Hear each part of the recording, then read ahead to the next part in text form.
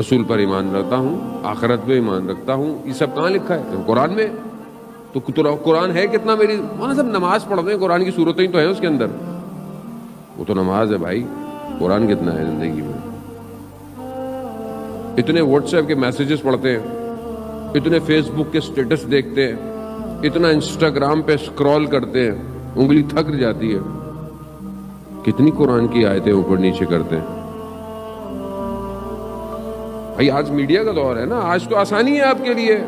اب میں مولانا صاحب میں رستے میں جا رہا ہوں، مجھے ٹائم نہیں ہے، میں جاب کرتا ہوں، ٹائم نہیں ہے، میں پڑھتا ہوں، میرے پاس ٹائم نہیں ہے۔ بھائی اتنا تو ٹائم ہے، آتے جاتے وقت ہینڈ فری لگا لو، قرآن پلے کر دو، اپنے وجود کو کلام الہی سے منور کرو۔